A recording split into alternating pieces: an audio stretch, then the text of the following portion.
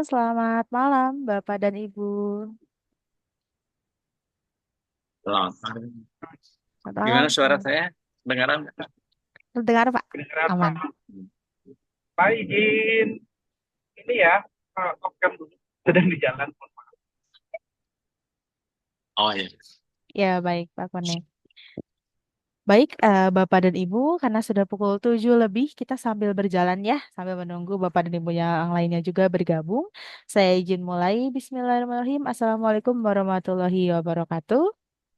Waalaikumsalam warahmatullahi.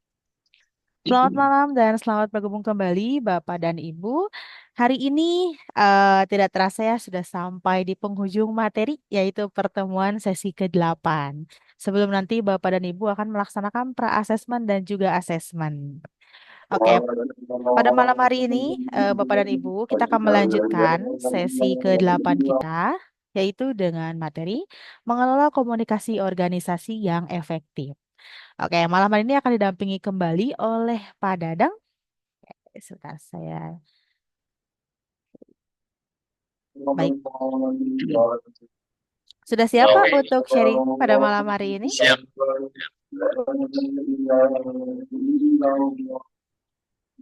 Baik, terima kasih Mbak Yunia, Bapak Terima Ibu kasih semua. Pak. Assalamualaikum warahmatullahi wabarakatuh. Waalaikumsalam Selamat warahmatullahi malam, wabarakatuh. apa kabar? Semua sehat ya? Udah mulai turun hujan ya? Kalau di Bandung udah mulai turun hujan. Ya, Alhamdulillah. Tapi katanya sih belum ini ya, masih apa ya? Ya itu mah kayaknya percobaan aja kali ya. Belum belum serius masih hujanan. Baru awal-awal aja. Tapi alhamdulillah ya daripada ini berdebu terus kering terus.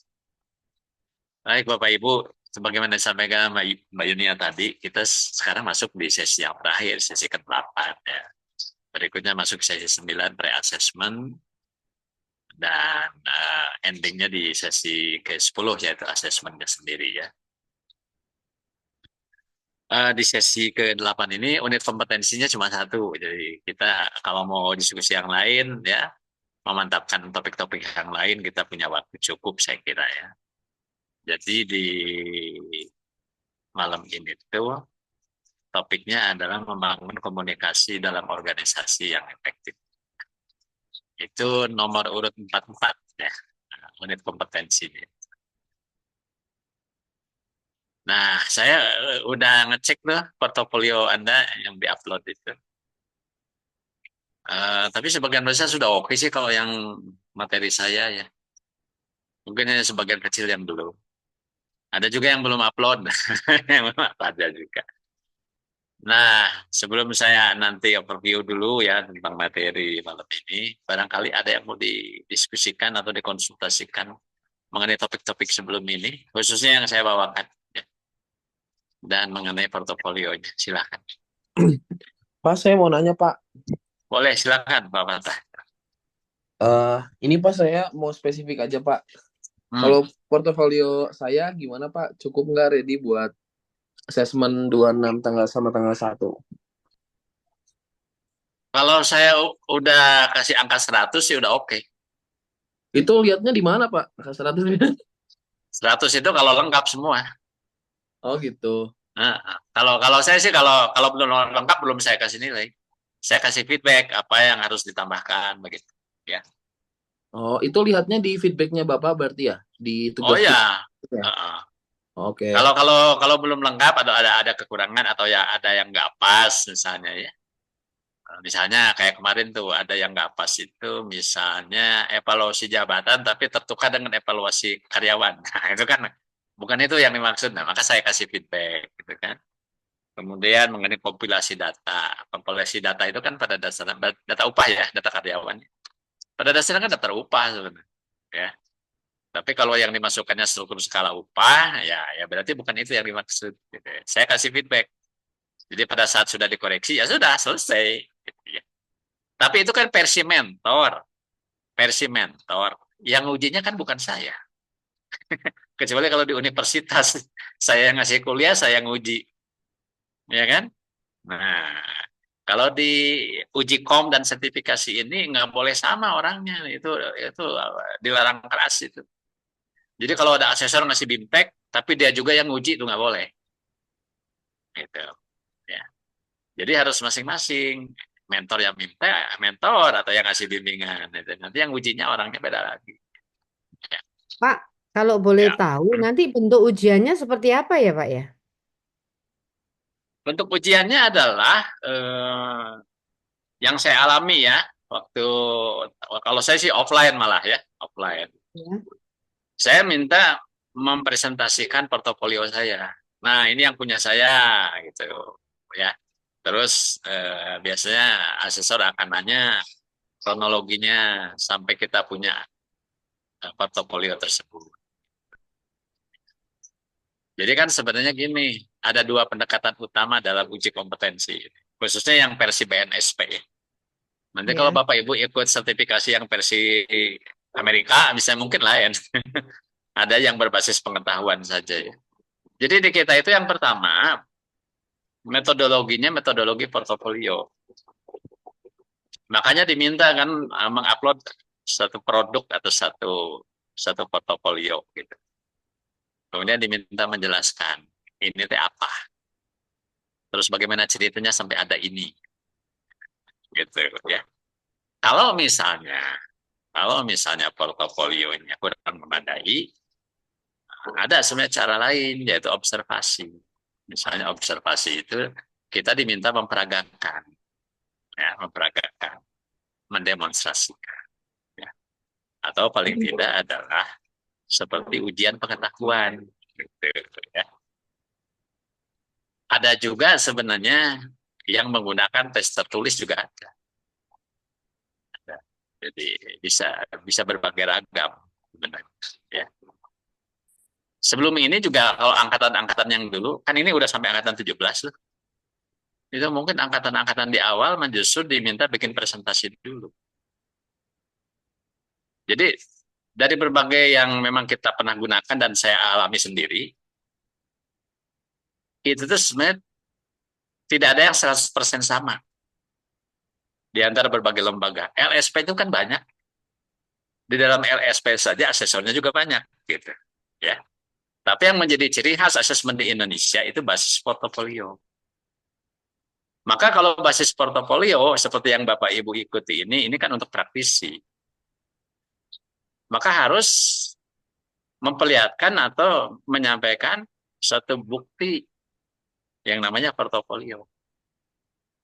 Kalau di bidang seni kan misalnya Bapak Ibu misalnya seorang seni rupawan ya, pelukis. Ya portofolionya lukisan. Betul nggak? Ya. Atau mungkin dilihat pada waktu kita melukis kayak gimana melukis. Ya kan? Sebelum dinyatakan kompeten sebagai pelukis. Begitu. Nah, tapi ada juga sebenarnya uji kompetensi untuk level-level skema bawah lah ya. Skema bawah, misalnya level 3, level 4, level staff dan level supervisor ya. Jadi sebenarnya kan di universitas pun ada yang punya LSP. Tapi bukan LSP praktisi seperti yang kita pakai sekarang. Yaitu LSP pendidikan. Nah, kalau LSP pendidikan itu penekanannya lebih kepada knowledge. Jadi ya mirip-mirip ujian lisan gitu tentang pengetahuan tentang sesuatu atau dikasih ujian tertulis kayak esai begitu ya. Karena memang gini, misalnya S1 ya. Saya ambil contoh deh, STI Alan Bandung Sekolah Tinggi Ilmu Administrasi Negara ya. Lembaga ilmu administrasi gitu ya. Itu mereka punya LSP ya. Dan diharapkan lulusannya juga certified. Tapi kalau kita pakai pola yang di sini ya nggak akan nyambung. Kenapa saya bilang nggak akan nyambung? Lah belum pernah jadi praktisi. Mahasiswa misalnya atau yang baru lulus, terus ditesnya untuk praktisi HR manager kan nggak sinkron. Ya. Jadi yang kita pakai ini adalah LSP praktisi, bukan LSP pendidikan. Ya. Jadi kalau LSP pendidikan tuh agak mirip-mirip dengan ujian semester di kampus. Ya, Paling-paling juga dibikin satu model, satu konsep. Kan sekarang pun saya mengambil jalan tengah ya, usul saya bagi Bapak Ibu yang belum pernah menangani sesuatu, proses, kan bingung. Misalnya gini, pernah bikin PKB langsung nggak? Mungkin ada yang pernah, ada yang belum. Jadi portofolio yang otentik adalah yang kita sendiri pelaku langsung.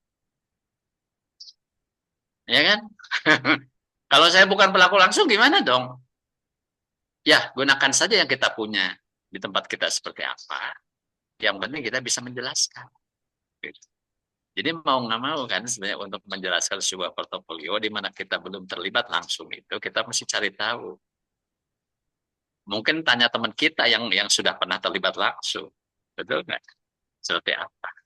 Kan yang otentik itu gini, misalnya PKB atau PP. Pertanyaannya gini, nama Anda ada nggak di situ? SOP.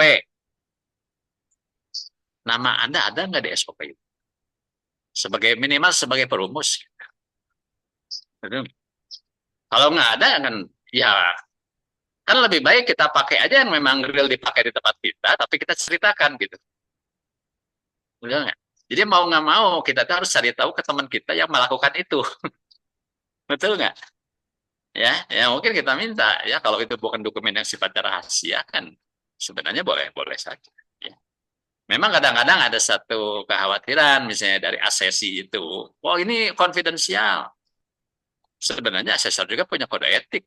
Masa sih mau bisa bagi-bagi gitu, di-share-share ke banyak orang kan nggak mungkin gitu.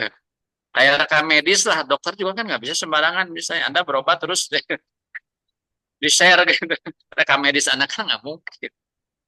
Kan karena ada etikanya segala sesuatu juga ada kode etik ya. Tapi saya mengerti kalau ada kekhawatiran itu ya paling tidak cuplikan lah, betul nggak? Cuplikan gitu. Atau kalaupun namanya inisial begitu. Ya. Yang penting pada saat ditanyakan oleh asesor kita bisa menjelaskan gitu. Ya. Jadi kembali ke pertanyaan Pak Patah tadi, saya mengecek portofolio yang Anda upload itu, saya nggak akan memberi nilai kalau belum sesuai dengan yang ditugaskan. Dan saya memberi feedback. Apa yang harus diperbaiki, apa yang harus dilengkapi. Kalau sudah sesuai dengan apa yang ditugaskan, ya udah saya kasih 100 nilai. Karena kalau saya kasih 110 kan nggak ada nilai 110. Saya kasih 100. Itu versi saya sebagai mentor. Ya kan? Nah, tapi mungkin saja beda gitu nanti standarnya asesor. Karena asesornya kan bukan saya. Gitu kan? Tapi Siapa? setidaknya udah terjawab lah gitu ya. Karena Ya. gini, kalau saya pun kan memberi tugas tidak sembarangan. Saya merujuk kepada KUK, kriteria unjuk kerja.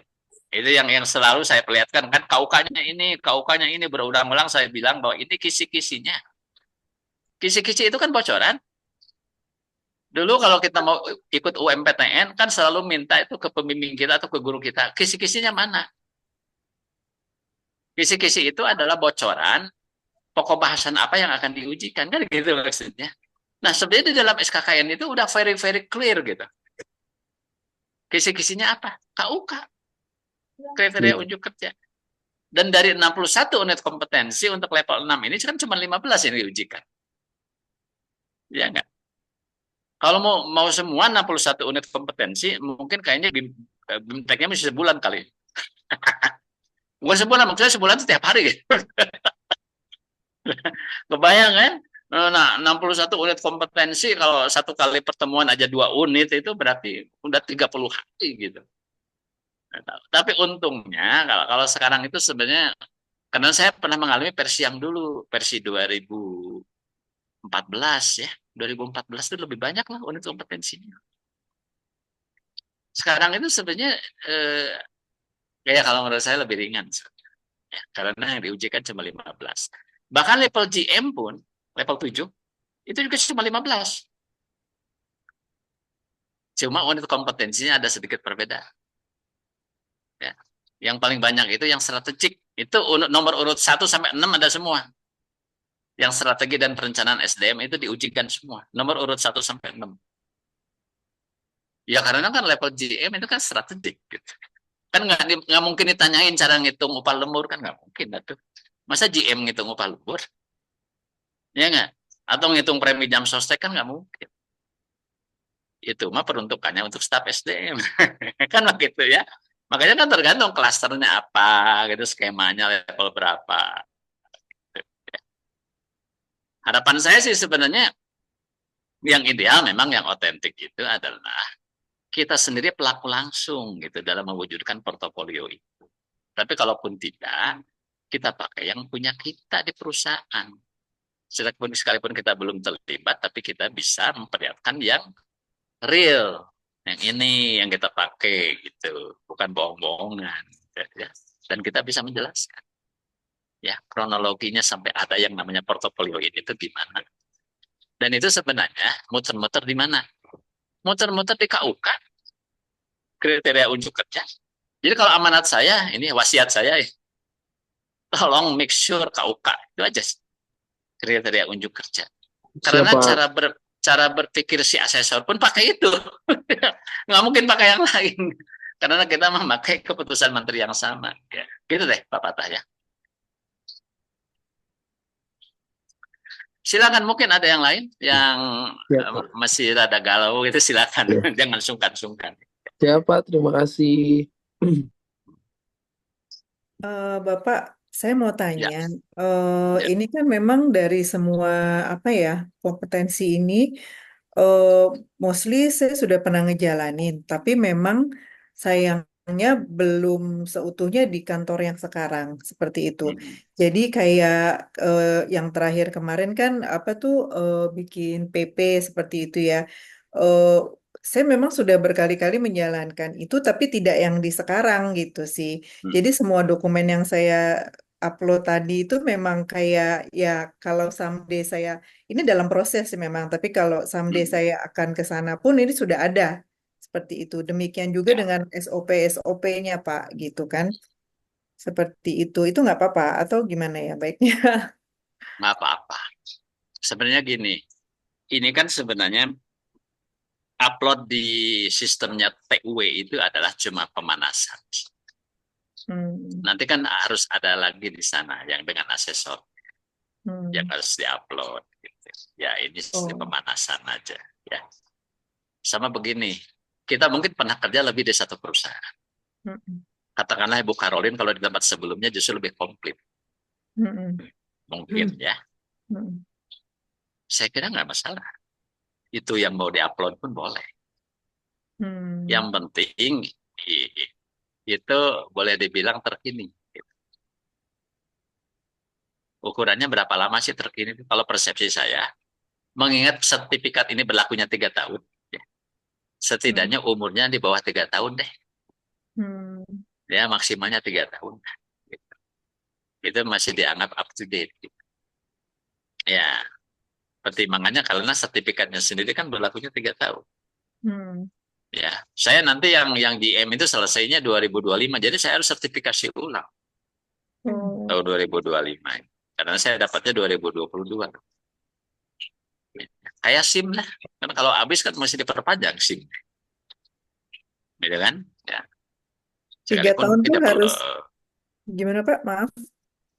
Ya, 3 tahun sekali harus hidup kayak SIM aja. Oke, berarti Gitu. go through ini lagi yang bahan apa namanya materi ini lagi Pak, Oh refresh ya, lagi. ada di refresh lagi yang lebih terkini, yang lebih baru. Gitu. Hmm, Tapi biasanya kalau perpanjangan mah tidak terlalu sulit. Kayak SIM aja. Kan lebih mudah perpanjangan daripada bikin baru. Iya iya, nggak? baik Pak, Iya. terima kasih. Silakan yang lain, Bang.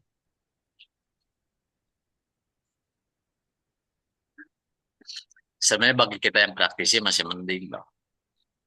Nggak terlalu pusing. Yang pusing itu pertama, yang levelnya belum nyampe. Misalnya, dia tuh levelnya masih staff atau supervisor. Tapi mau ngambil level manager.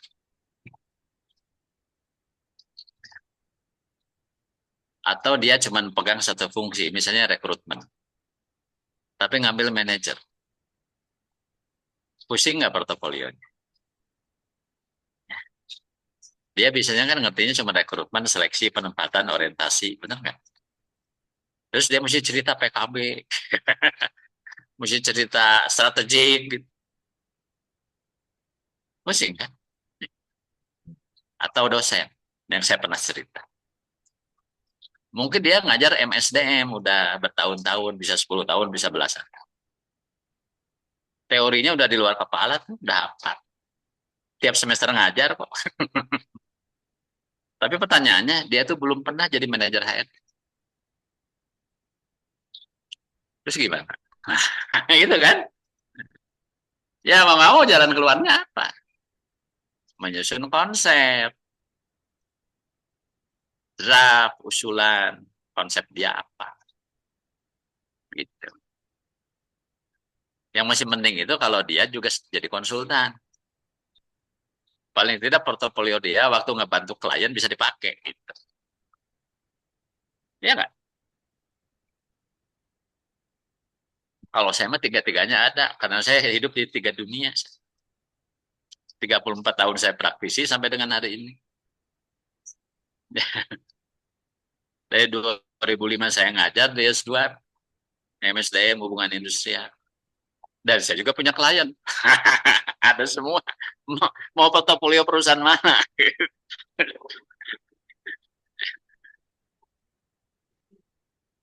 Ya, ya, tapi sih pada umumnya sih, ya, ya saya boleh bilang lah kalau di TUW itu kan tingkat kelulusan setahu saya 100%. Benar nggak Mbak Yuni?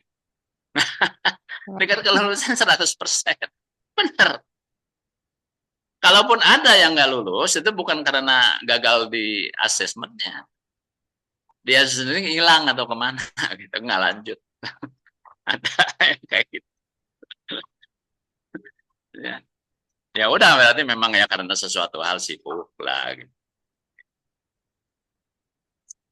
Benar nggak Mbak Yuni? Kan pada lulus ya semuanya. Iya, Pak. Tapi itu karena apa? Tahu nggak sebabnya? Kenapa? Kelulusan kita 100%. Karena kami rewel terhadap portofolio yang harus diupload. Itu sebenarnya kunci penting. Kalau kita nggak rewel, nggak rewel, justru nanti gagapnya itu pada saat ketemu asesor. Kan begitu. Ya nggak? Makanya tadi saya bilang, Bapak Ibu disuruh ngupload itu portofolio itu sebenarnya warming up. Saya yakin sih 80%, 90% mah kalau itu dilengkapi dengan sesuai dengan yang diminta, mestinya oke lah. Tinggal storytelling, nah tinggal judul storytelling. Ya, bagaimana Anda bercerita, ya, bertutur tentang proses itu seperti apa yang Anda lakukan. Atau setidaknya yang Anda paham. Gitu. Ya, kalem aja lah. Nggak usah risau. Karena kita bantu doa juga. Saya semua Pak Tri juga berdoa. Khusus supaya semuanya lulus gitu. Ya. Amin. Silakan, mungkin ada yang lain yang mau ditanyakan, boleh.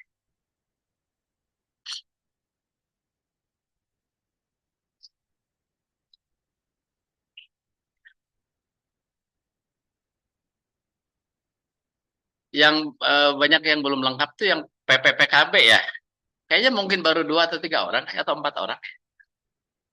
Yang lain kayaknya belum lengkap. Cuma kan ada yang ya punyanya cuma perjanjian kerja. Saya sarankan bikin aja draft. Draft. Seolah kita itu menyusun draft PP. Bikin. Ya kan? Paling tidak kan membiasakan diri itu PPT isinya apa. Ya enggak? Isinya apa? Ada daftar isu. Sama aja kan kayak dosen yang belum pernah jadi manajer HRD. Suruh bikin PP atau PKB. Ya bikin aja draft. Apa bedanya? Ya, Pak, mau gitu. tanya, Ya, Pak. ya. Kalau di perusahaan saya nggak ada PKB gimana, Pak? Nggak ada serikat buruh itu pura-pura Pakai PP bikin aja. soal aja. Pakai PP aja ya, Pakai Pak ya? PP aja. Oke, oke. Terus saya belum mendaftarkan juga, Pak, ke Dinas Ketenagakerjaan. Kalau belum mendaftarkan dibikin form pendaftaran baru mau didaftarkan gitu ya, Pak? Pengajuan paling. Kan ada Pengajuan ya? formulir-formulir pengajuan. Nah, Oke, oke, oke, oke. Ya. minimal apa? Latihan.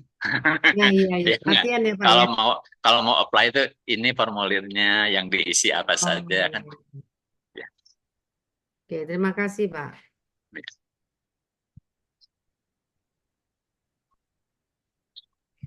Pak, berarti ini tuh kita present portofolio modelnya kayak skripsi kali ya.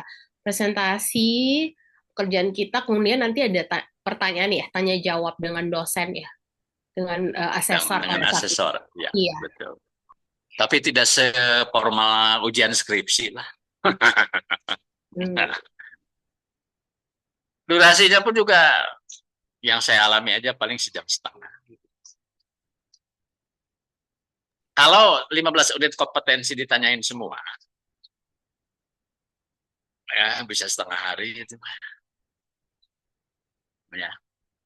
Karena gini, kadang ada portofolio yang bisa dipakai untuk lebih dari satu unit kompetensi. Kadang begitu. Ya.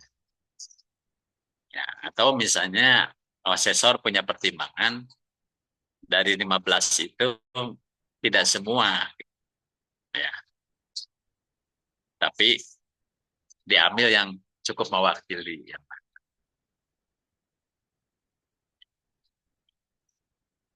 Kalau yang ideal bisa paling tidak setengah hari. Nah, dulu aja yang level GM itu padahal saya offline. Dan tidak ada antrian yang berarti gitu ya. Paling yang nunggu seorang dua orang. Dan sudah di schedule gitu. Jam 9 sampai setengah 12. Mulai.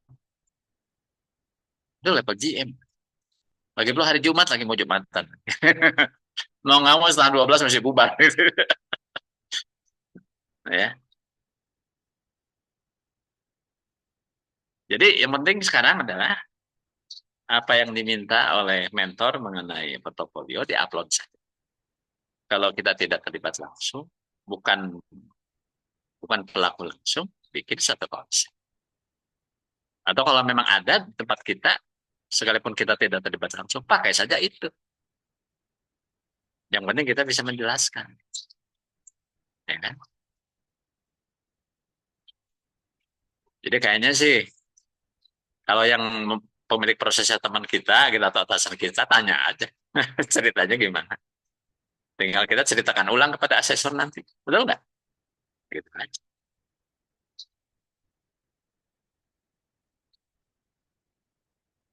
Oke, kalau nggak ada, hari ini ya malam ini kita bicara tentang komunikasi efektif. Saya mau overview dulu ya. Tapi overview ini sambil cerita masa lalu, karena nyambung soalnya. Tahun 90 bulan Mei, 1 Mei, ya, 90. Udah pada lahir belum? Saya udah kerja di pabrik tekstil itu di Bandung. Ya. Pabrik tekstil cukup besar. Seperti biasa tuh kalau karyawan baru kan ada orientasi kan. Orientasi, perkenalan sama teman, sama atasan, sama rekan-rekan kerja departemen lain. Jadi saya juga diajak berkeliling. Pabrik tekstil tuh jarang yang kecil itu, bisa puluhan hektar itu lokasinya. Biasanya pakai sepeda, tapi karena ini kan dalam rangka orientasi aja di jalan aja. Masuk ruangan, keluar ruangan, ketemu kepala bagian atau manajer lain. Ya. Namanya pabrik lah. 20 hektar itu sekarang mungkin udah lebih dari itu. Ya. Jadi saya lihat di halaman pabrik gitu. Ada ini majalah dinding. Papan pengumuman lah. Ya. Isinya apa? Saya lihat. Oh di situ tuh ternyata PP dipasang di situ peraturan perusahaan. Terus ada pengumuman-pengumuman kayak pengumuman jadwal kerja misalnya. Ya. Pengumuman misalnya ada karyawan yang meninggal, misalnya yang kayak gitu-gitu. Ya, tipikal gitu aja sih. Namanya papan pengumuman isinya apa gitu. Cuma kalau di perusahaan kan yang biasanya muncul tuh sebenarnya peraturan perusahaan dan pengumuman mengenai jadwal kerja. Ketemu tuh satu. Kenapa saya cerita ini? Karena kita bicara media, media yang dipakai untuk menyampaikan pesan, media komunikasi. Pertama itu satu apa? Papan pengumuman atau majalah dinding. Setelah itu saya masuk lagi ke ruangan produksi. Ya. Dulu tuh belum ada yang namanya finger scan gitu atau selfie untuk ngabsen tuh belum ada. Boro-boro. Tahun 90. Pakai apa coba? Kartu ketok kan? Masih ada yang pakai kartu ketok kan? Cekrek gitu. Mesin ketokannya yang paling populer itu merek Amano. Cekrek. Simpen di rak.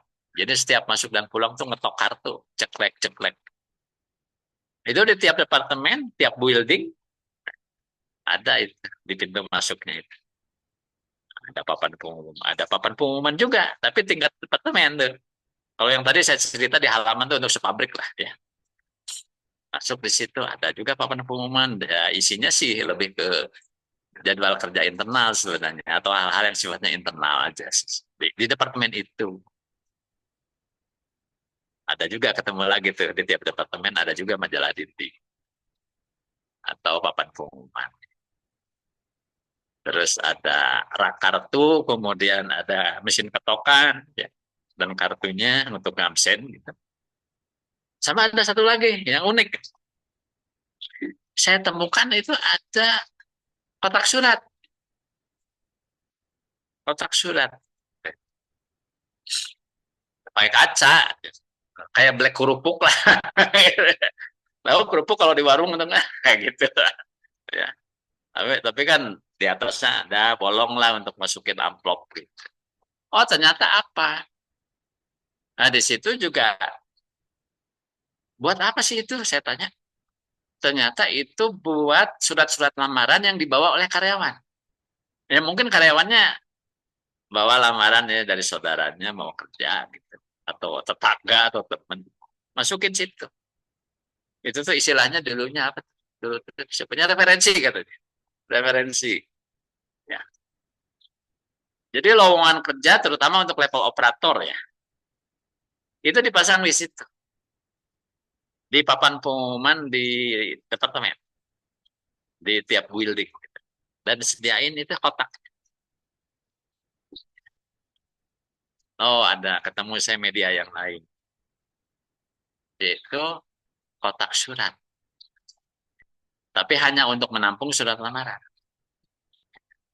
Ya. Nah, itu yang saya temukan di pengalaman saya yang pertama tahun 90 sampai 97 di pabrik tekstil.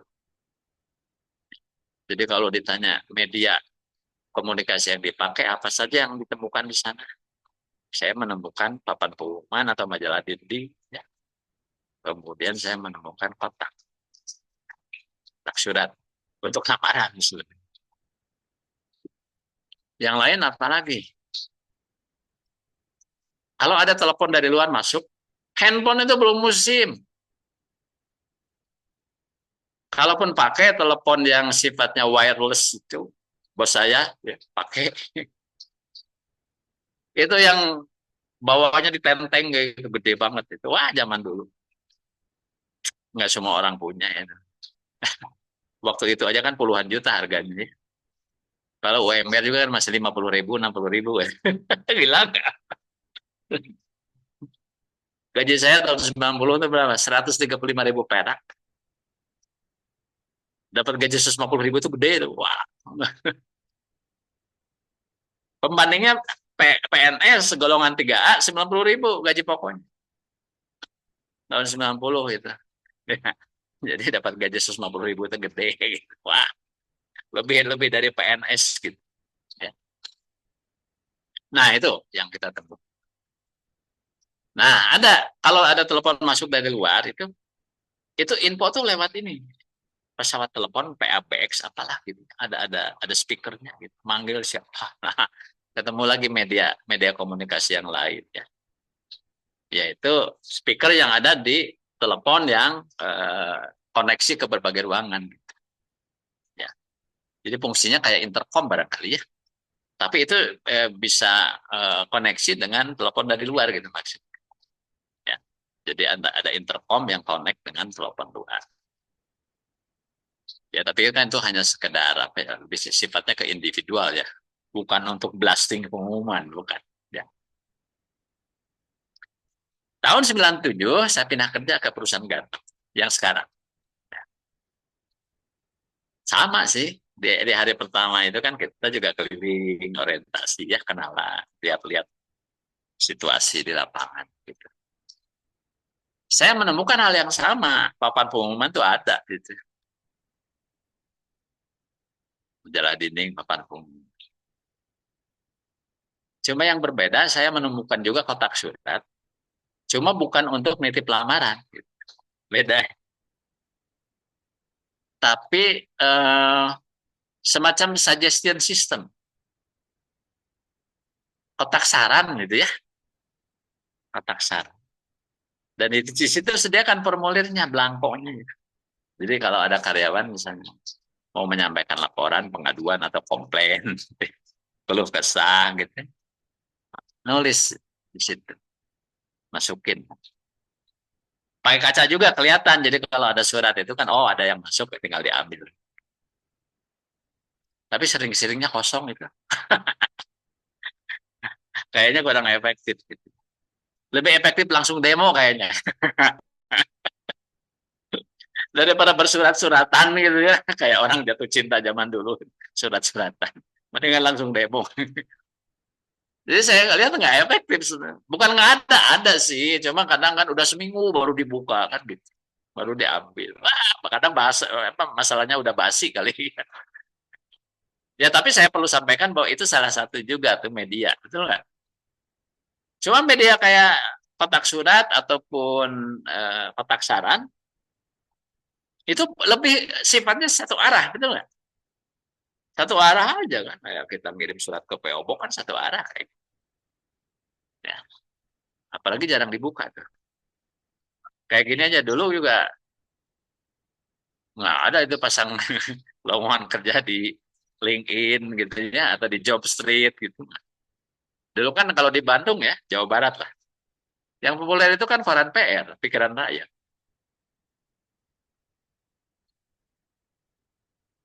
Iklan kolom ya atau halaman Pikiran Rakyat. Hari Sabtu itu yang top. Sekarang mah sepi itu cuma berapa lembar saya masih langganan Koran PR loh itu. Sepi iklannya kosong. Ya, paling juga setengah halaman. Itu kadang seminggu, 2 minggu baru diambil dari PO Box. Ya.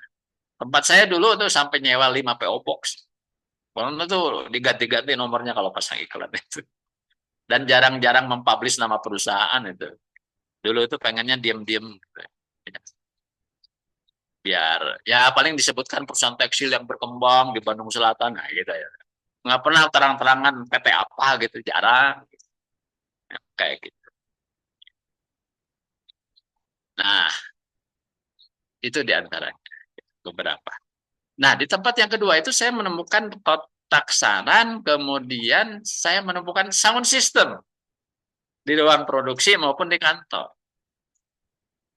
Jadi ada sound system ya yang dipasang di semua ruangan ya, di ruang produksi.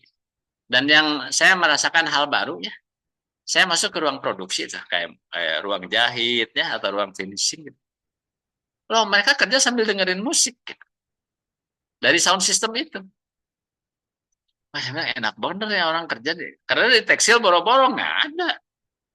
Orang kerja sambil dengerin musik. Apalagi kalau yang namanya di pabrik tekstil kayak mesin tenun itu kan berisik banget itu. Ya nggak? Nggak mungkin lah. Nggak karu-karuan dengerin musik. Di pabrik tekstil itu nggak mungkin. Tapi kalau di garment karena suara mesin jahit juga tidak terlalu berisik sebenarnya, tidak terlalu kencang dibandingkan mesin tenunnya. Itu dengerin musik masih bisa, masih oke. Oh, saya ketemu ternyata ada sound system gitu ya. Fungsinya pertama untuk hiburan, jadi kerja sambil dengar musik. Ya. Kedua adalah juga untuk menyampaikan pengumuman. Misalnya gini, Di tempat kami itu tiap pagi doa bersama dulu. Jadi sebelum kerja itu doa bersama dulu. Mungkin kalau ada pengumuman ya kayak briefing pagi lah. Tapi briefing paginya bukan dalam lingkup kecil gitu. Kalau di ruangan produksi kan itu bisa 300 orang, ya 400 orang, ya kan, dalam lini produksi. Ya itu kepala bagiannya ya halo-halo gitu. Pakai sound system itu. Ya, ngasih pengumuman atau doa bersama ya sudah. Atau selama jam kerja itu mungkin kalau mau manggil supervisor atau manggil operator itu bisa pakai sound system itu. Jadi saya ketemu tuh media yang berikutnya, media audio ya, audio. Nah, itu masa-masa sebelum masuk yang namanya era digital, ya kan? Kalau sekarang udah masuk tuh era digital. Diawali di tempat saya itu menggunakan satu aplikasi yang dipakai internal antar laptop dan PC itu terkoneksi dengan satu aplikasi namanya Softbox. Pernah dengar nggak Softbox? Softbox itu kayak kayak WhatsApp, cuma dipakainya internal. Dan itu bisa terkoneksi misalnya dengan kantor-kantor kita yang ada di luar Bandung. Misalnya. Kami punya kantor di Surabaya, di Jogja, Jakarta. Ya.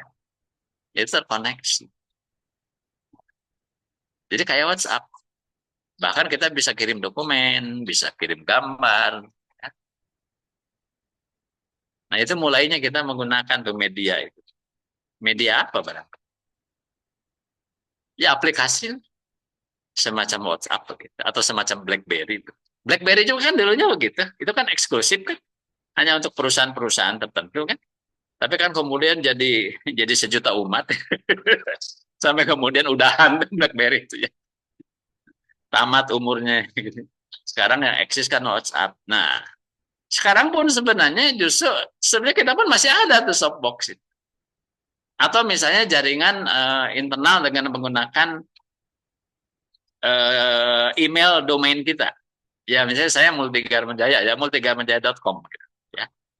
Nama perusahaan masing-masing kan punya domain sendiri kan. Itu juga dipakai ya email. Nah, dengan hadirnya dulu BlackBerry juga pernah dipakai.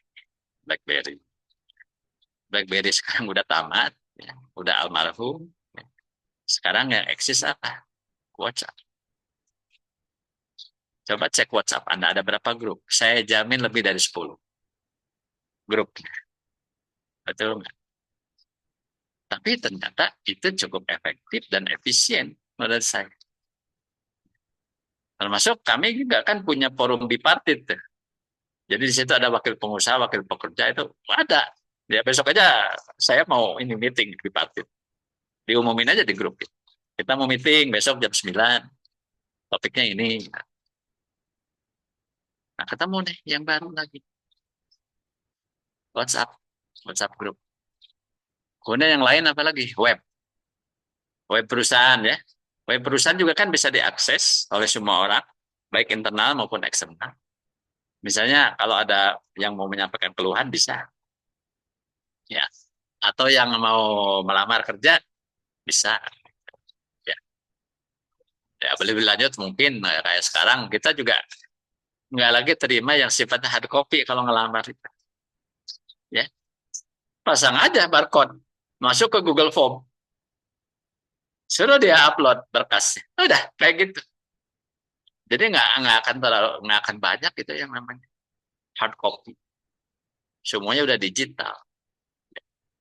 Bahkan yang memang secara hard copy ada pun kita akhirnya harus scan, masukin lagi karena backup ya, perlu backup. Ya, simpen dalam folder khusus. Jadi berkas karyawan itu kalau ya di saya juga masih ada sih berkas hard copy-nya itu pakai map gantung ya ya umumnya sih warna hijau lah ya map gantung gitu isinya itu wah dari mulai lamaran dulu sampai dengan surat peringatan ada semua di situ kan riwayat hidupnya itu dokumen-dokumennya ada semua ya di dalam file karyawan. Nah itulah beberapa yang saya sampaikan media. Yang lain ada, yaitu masih tatap muka, yaitu briefing pagi. Baik briefing pagi secara perusahaan, ya, itu mungkin seminggu sekali lah. Ya. Ada juga yang sebulan sekali. Ada juga berbagi secara tim. Kalau itu tiap hari. Kalau yang saya suka lihat ya dan konsisten, itu di Bank BCA itu. Bapak Ibu kalau ke BCA, coba aja datang sebelum jam 8. Misalnya mau store atau apalah ke customer service. Itu sebelum jam 8 itu barang 5 menit, itu mereka ngumpul dulu 5 atau 10 menit ya. Dalam kelompok kecil. Ya, misalnya CS-nya, tellernya gitu sama kepala cabang gitu. Bahkan satpam juga suka ikut itu. Satpam juga. Ya. Briefing pagi.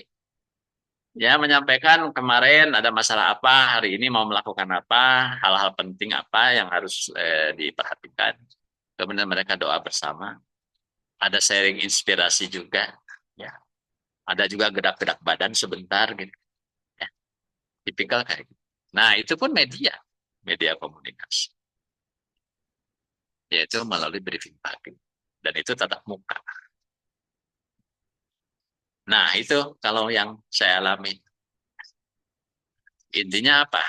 Untuk melakukan komunikasi itu, kita harus memperhatikan beberapa hal. Medianya apa, pesannya apa, ya kan? Tapi terutama yang jauh lebih penting adalah tujuannya apa. Apakah hanya sekedar menyampaikan pesan? Atau mau ada pertukaran informasi? Atau mau menampung informasi? Nah, itu kan ada beberapa tujuan. Ya. Itu pengalaman saya. Nanti larinya ke portofolio nanti. Harus upload apa tuh. Ya. Nah, sekarang portofolionya kan tidak selalu SOP nih. Bisa aja screenshot, betul nggak? Bisa aja screenshot aja. Anda punya grup WhatsApp apa? Bipartit misalnya. Atau kelompok manajer atau per departemen. Bisa screenshot. Atau masih ada majalah dinding. Ya. Apalagi sound system. Misalnya TOA lah. Zaman dulu di masjid itu TOA. Gitu. TOA itu kan merek sebenarnya. Merek sound system kan. Cuma yang memang saya nggak alami dan ya nggak menggarap ya. Tapi di perusahaan lain ada, yaitu buletin perusahaan. Nah, ada yang bikin buletin di perusahaan. Kalau zaman dulu di OSIS, di himpunan mahasiswa ada buletinnya. Jadi semacam apa itu? Ya selebaran dah, selebaran buletin. Dulu makan di stensil ya, diputer gitu, atau di fotokopi gitu. Tapi sekarang udah nggak musim kan? Kalaupun bikin buletin ya mungkin dalam bentuk digital, digital. Atau yang berikutnya apa? Handbook barangkali ya, handbook atau buku pegangan karyawan. Ya di dalamnya ada PP, ada PKB, ada mungkin beberapa prosedur yang harus diketahui oleh karyawan. Gitu sebagai overview ya. Nah, nanti saya perlihatkan mengenai kaitan dengan kriteria unjuk kerjanya apa saja dan contoh-contoh portofolio. Silakan kalau ada yang mau sharing melengkapi apa yang saya sampaikan. Apalagi kira-kira.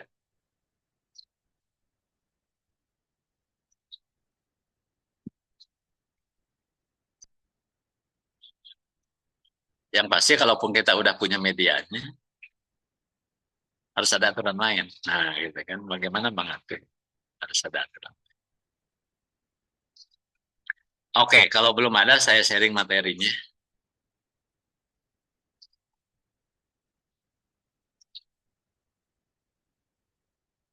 Udah kelihatannya. Ini nomor urut 44. Membangun komunikasi organisasi yang efektif. Knowledge, skill, attitude, KUK, dan contoh portofolio. Nah, untuk konsep atau framework, saya ingin sharing ke Anda itu ini. Nah, kalau yang pernah dapat mata kuliah pengantar ilmu komunikasi, pasti pernah dicekokin nih gambar ini. Ya. Ini yang disebut model komunikasi. Ya. Saya kira nggak ada lah pelajaran ilmu komunikasi yang tidak dicekoki dengan model ini. Ya, pasti. Ya. Nah, coba Anda lihat di sebelah kiri itu ada sender. Sender itu adalah istilah lainnya komunikator. Jadi orang yang menyampaikan pesan. Ya. Ini sebelah kiri. Sebelah kanan adalah receiver, penerima pesan. Jadi ini bisa menyangkut subjek ataupun objek ya. Subjek itu kan pelaku orang gitu. Pengirim pesan dan penerima pesan. Istilah lainnya kalau sender itu komunikator, kalau receiver itu komunikan. Ya. Nah, pada saat si pengirim pesan itu mau menyampaikan pesan, ada satu proses yang namanya encoding proses. Yang ini nih, encoding proses. Apa sih yang dimaksud encoding proses? Ya. Kalau alat itu namanya encoder. Kalau yang nerima namanya decoder. Kan kita pernah dengar mungkin. Atau transmitter, receiver. Kan gitu. Ya, kalau secara elektronik. Ya. Nah, encoding itu adalah proses bagaimana mengubah pemahaman dan pengertian kita menjadi pesan yang mau disampaikan.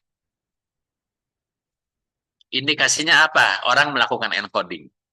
Ya, seperti saya sekarang bicara ke Anda menyampaikan pesan itu, sebelum saya ngomong, itu ada sekian detik itu saya menyusun dulu untaian katanya. Betul nggak? Ya, di pikiran saya kan sudah ada pemahaman tentang materi malam ini. Tapi untuk menyampaikannya kepada Anda dalam bentuk pesan itu, yang dapat dimengerti dengan mudah, saya memerlukan proses encoding. Jadi encoding itu mengubah pengertian dan pemahaman menjadi pesan yang bermakna. Begitupun halnya dengan si penerima pesan atau receiver. Di dalam pikiran dia, itu ada yang namanya proses decoding. Decoding itu apa? Decoding adalah mengubah pesan yang didengar, yang diterima, menjadi suatu pemahaman, suatu pengertian. Maka tidak salah kalau dikatakan bahwa salah satu tujuan komunikasi yang paling mendasar adalah bagaimana membuat orang lain punya pemahaman yang sama dengan kita. Kan begitu? Ya. Bagaimana memindahkan pengertian dan pemahaman kita ke orang lain melalui suatu pesan. Ya. Dan pesan itu kadang harus dikemas juga melalui satu media. Bisa media audio, bisa media visual, ya, bisa secara lisan maupun secara tertulis, bahkan secara isyarat. Bahasa Tarzan ya, bisa saja secara isyarat. Ya. Nah, dan pada dasarnya kalau kita lagi dialog atau ngobrol seperti ini ya, itu kan sebenarnya proses encoding dan decodingnya itu saling bergantian. Kayak sekarang nih, Bapak Ibu lagi menyimak apa yang saya sampaikan, itu artinya Bapak Ibu sedang melakukan proses decoding. Betul nggak?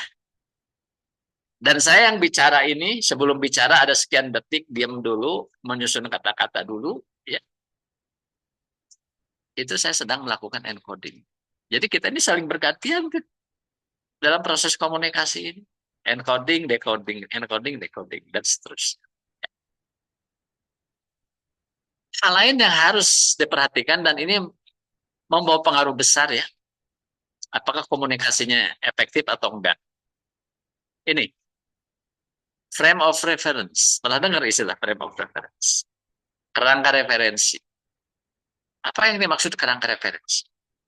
Kerangka referensi adalah pengetahuan dan pengalaman yang ada pada kita. Kalau pengetahuan dan pengalaman yang ada pada kita itu punya kesamaan dengan topik pembicaraan, maka dengan mudah encoding decodingnya itu berproses. Istilahnya apa kalau anak muda bilang mah? Nyambung nggak sih gitu. Misalnya gini, ada orang yang tidak hobi sepak bola dan nggak pernah ngerti kayak saya nih, saya nggak pernah tahu gitu perkembangan dunia sepak bola. Terus ada temen maniak sepak bola dan pengetahuannya luas. Terus dia cerita ke saya tentang persepak bolaan. Saya tuh pasti pelangap-pelongo gitu. Kenapa bisa kayak gitu? Karena saya tidak memiliki frame of reference yang sama dengan dia. Tapi kalau saya juga adalah penikmat sepak bola dan maniak nonton bola, maka pada saat teman saya cerita tentang persepak bolaan, itu seru banget. Gitu. Karena apa? Karena frame of reference dua orang ini sama. Ya, baru bisa nyambung. Encoding decodingnya itu berjalan mulus. Ya, dan boleh dibilang bahwa komunikasinya pasti efektif tercapai tujuan. Tapi kalau frame of reference-nya tidak sama, ya sama di sini kan berarti tidak mutlak harus 100% ya. Ya katakanlah 70%, 80% itu mirip, itu pasti nyambung gitu ngobrolnya. Kan yang beda kan cuma masalah level ya. Ada yang pengetahuannya luas, ada yang pengetahuannya terbatas gitu. Tapi kalau masih ada kesamaan, sekalipun 70% itu berarti masih nyambung gitu. Dan komunikasinya pasti efektif. Maka penting sekali sebenarnya untuk membuat komunikasi efektif, termasuk misalnya dalam bentuk-bentuk komunikasi lain, misalnya negosiasi ya, atau kemudian diplomasi ya, kalau dalam politik internasional itu. Ya, kerangka referensi itu harus dibikin sama dulu supaya nyambung. Gitu. Ya. Nah ini kalau di dalam berbagai forum misalnya ya, mau ada rapat, mau ada perundingan, ya, mau ada pembahasan bersama, ya. Misalnya rapat akhir tahun atau rapat awal tahun, menyusun planning ke depan perusahaan ini mau dibawa kemana misalnya. Banyak perusahaan-perusahaan itu sebelum mereka rapat, para peserta itu dibekali dulu, dikasih dulu seminar, ya. Dan biasanya kan itu meninggalkan dulu tempat kerja, kemana lah, ke villa atau ke hotel ya, di tempat yang nyaman begitu ya. Kemudian dikasih dulu pembekalan misalnya oleh para ahli tentang isu yang mau dibahas. Tujuannya apa? Dari kacamata komunikasi, tujuannya adalah ini, menyamakan kerangka referensi. Kalau kerangka referensinya sama, maka pembahasan yang mau dilakukan itu akan berjalan lebih baik. Termasuk kan misalnya nih, kalau manajemen perusahaan mau berunding dengan serikat buruh itu, ya, sebelum berunding soal PKB misalnya, kasih dulu tuh pembekalan, misalnya tentang dunia tenaga kerja, tentang regulasi, tentang situasi bisnis gitu, supaya mereka sendiri punya bekal, punya kerangka referensi yang sama gitu. Dan itu bisa mencegah sikap yang sifatnya pokoknya gitu.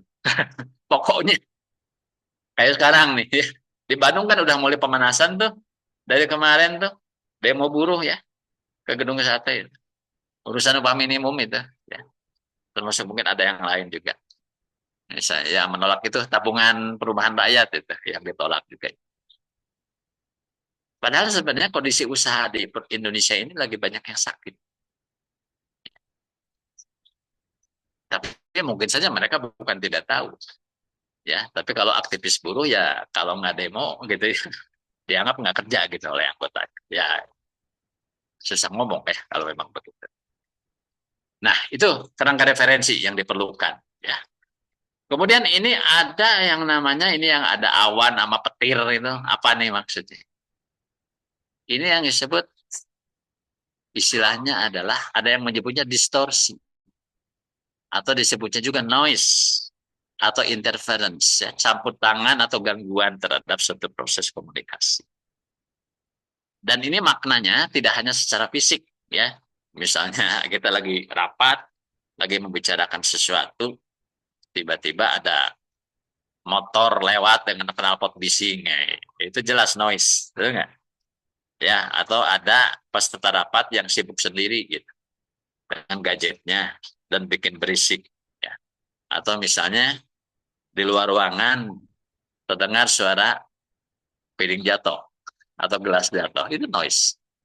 Nah, tapi noise ini bisa sifatnya fisik seperti yang barusan disebut, bisa juga bersifat sosial. Sosial itu bisa orang berlalu lalang atau ada orang ngobrol asik sendiri di luar topik, itu semua noise.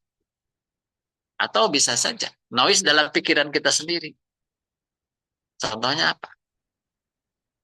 Badan kita di sini, tapi pikiran kita di rumah atau di tempat lain. Itu juga noise yang sifatnya memang tidak kasat mata, tapi mengganggu kan. Orang tuh jadi kehilangan fokus kan, gitu. Ya nggak bisa berkonsentrasi. Jadi proses komunikasi yang ideal itu noise-nya itu harus ditekan serendah mungkin. Idealnya ke titik nol. Kalau dulu tuh di tempat telepon umum ya, atau ada wartel-wartel itu, wartel yang ideal itu kan yang kedap ya. Atau kalau di studio musik ya, dulu saya suka nyewa studio musik tuh main band sama teman-teman. Itu supaya nggak mengganggu orang yang di luar studio itu kan, itu studionya tuh harus kedap suara kan gitu. Artinya bebas bebas noise keluar gitu. Biar kita aja sendiri yang jadi bikin budak sendiri itu ya. Jadi itu harus ditekan noise-nya itu semaksimal mungkin. Kemudian berikutnya apa? Nah, ini pesan dan konteks. Pesan dan konteks. Pesan itu, pesan yang efektif adalah pesan yang mudah dipahami. Di antaranya apa ciri pesan yang mudah dipahami? Singkat, jelas. Menggunakan jargon yang orang lain paham. Yaitu kembali ke kerangka referensi ya. Kan ada jargon-jargon yang kalau kita cerita, ya kalau orangnya bukan dari bidang yang sama dengan kita kan bertanya-tanya apa sih itu. Contoh misalnya, sebelum ini saya pernah cerita atau menyampaikan satu istilah disebut syarat kerja. Sebelum saya jelaskan kan mungkin nggak ngerti apa yang maksud syarat kerja. Syarat kerja itu kan adalah hak dan kewajiban karyawan yang belum diatur dalam undang-undang gitu ya. Kalau sebelum saya ceritakan kan mungkin persepsinya lain gitu. Syarat kerja itu bukan itu. Nah, pesannya pun harus tepat. Konteksnya ya harus jangan keluar konteks. Kalau keluar konteks atau tidak nyambung dengan konteksnya tidak akan efektif. Ya. Jadi ini sebenarnya intinya konten dan konteks sih sebenarnya. Kontennya adalah pesan. Cuma ada satu di sini yang belum disebutkan yaitu medianya. Medianya apa? Apakah tatap muka atau bukan tatap muka? Ya. Karena kan ada ya orang-orang punya satu anggapan ada hal-hal yang kalau serius itu kayaknya nggak cocok kalau pakai teks di WA, betul nggak? Kayak mendingan langsung voice, betul nggak? Biar biar lebih kena gitu. Ya, itu yang dimaksud memilih media. Apakah tertulis atau audio atau bahkan audio visual atau mungkin langsung secara fisik tatap muka. Ya, misalnya menyatakan cinta gitu kan. Menyatakan cinta lewat WA itu kan nggak afdol gitu ya. Ini bohong nggak gitu. Harus serius masalahnya gitu atau mau melamar. Masa mau melamar dengan WA gitu, WA teks lagi gitu kan. Ya. Itu yang dimaksud media yang dipakai apa. Nah, ini kurang lebih saya cerita tentang model komunikasi. Nah, tujuannya apa? Tujuannya adalah variabel apa saja yang mesti kita openin supaya komunikasinya efektif. Itu maksudnya. Coba kita lihat satu persatu. Pertama, encoding dan decoding prosesnya itu harus lancar. Ya, bagaimana menyampaikan pesan dan menerima pesan sehingga tercapai pemahaman yang sama itu harus berjalan dengan mulus. Caranya apa? Caranya ini. Kerangka referensinya usahakan sama. Ya. Noise-nya ditekan. Jangan banyak noise. Pesannya harus singkat, padat, jelas. To the point. Ya. Konteksnya harus nyambung. Ya. Media yang dipakai harus tepat. Apakah media tatap muka atau bukan tatap muka. Mau elektronik ataupun non-elektronik. Harus sesuai dengan tujuan. Tujuan komunikasi yang utama adalah membuat pemahaman yang sama. Berikutnya merubah persepsi. Ya. Berikutnya mengubah perilaku. Itu yang tingkat advance. Bagaimana mengubah perilaku. Itu tujuan-tujuan komunikasi. Tujuan yang lain ada hanya yang sekedar menyampaikan pesan. Ada juga bertukar pesan. Betul nggak? Bertukar pesan. Ada juga hanya menampung pesan. Ya. Kadang kan kayak kita menghadapi demo misalnya, kalau apa yang mereka tuntut itu nggak mungkin diputuskan saat itu, ya berarti paling kita tampung dulu. Benar nggak? Ya udah kita tampung dulu, ini mau dikonsultasikan dulu, nanti besok kita ketemu lagi. Kadang juga pakai strategi mengurangi jumlah orang, betul nggak? Masa misalnya mau rundingkan sesuatu mesti di lapangan itu, dikelilingi ribuan orang, ya kan? Jadi biasanya dikurangi pesertanya berapa supaya lebih efektif.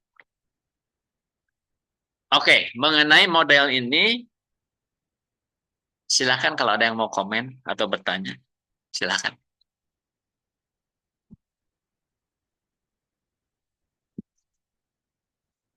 Kira-kira bermanfaat dengan model ini?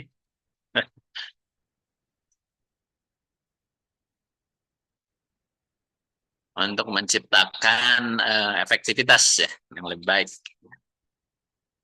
Silakan kalau ada yang mau bertanya mengenai model komunikasi.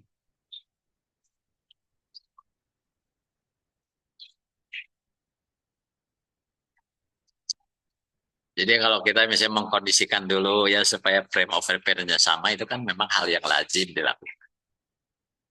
Jadi daripada nanti cuma berdebat, mendingan kita akurin dulu tuh persepsinya. Kan begitu. Samakan dulu persepsinya, kerangka referensinya, kasih pembekalan dulu. Itu akan memperlancar proses komunikasi. Apalagi sifatnya itu adalah perundingan, tawar-menawar. Gitu ya.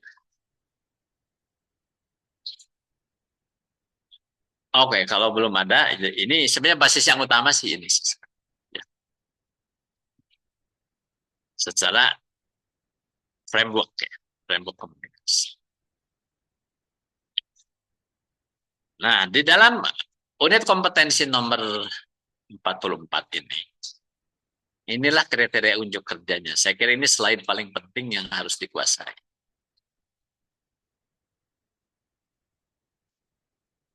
Empat kriteria unjuk kerja dalam membangun komunikasi organisasi yang efektif. Dan ini flow-nya dari kiri ke kanan. Pertama, konten dan media komunikasi yang sesuai diidentifikasi berdasarkan kebutuhan organisasi. Itu yang tadi saya cerita, itu pengalaman saya. Dari mulai ngelihat majalah dating, kotak saran, ya, sampai yang sekarang paling canggih apa? Ada web gitu kan, ada WhatsApp group, ada aplikasi-aplikasi barangkali Google Form, whatever, ya yang sekarang kita pakai gitu. Itu kita identifikasi berdasarkan kebutuhan organisasi. Nah sekarang sifatnya digital yang dipakai di tempat saya, mungkin tempat Anda juga pakai, adalah yang pasti adalah WhatsApp group, kemudian Google Form. Ya. Dan itu juga sebenarnya triggernya itu dulu waktu COVID. Semua orang harus pakai aplikasi Peduli Lindungi, betul nggak? Nah itu sebenarnya ada hikmahnya itu. Jadi yang gaptek pun dipaksa gitu, ya kan? Termasuk kita kalau nggak punya aplikasi Peduli Lindungi dan belum vaksin nggak bisa jalan-jalan ke mall kan? Mau nggak mau ya harus gitu. Jadi ada itu hikmahnya itu dari COVID kemarin itu. Jadi kita lebih lebih akrab gitu dengan yang namanya perangkat-perangkat digital. Itu yang pertama ya, identifikasi. Kita butuhnya apa dan mau menggunakan media dan kontennya seperti apa. Berikutnya, ini yang kedua, konten dan media komunikasi ditentukan sesuai tujuan komunikasi. Mau pakai apa? Mau pakai misalnya ada display running text gitu, bisa aja. Kalau Anda nonton TV kan ada juga yang berita pakai running text ada. Atau yang istilah canggih nih sekarang nih, yang canggih nih.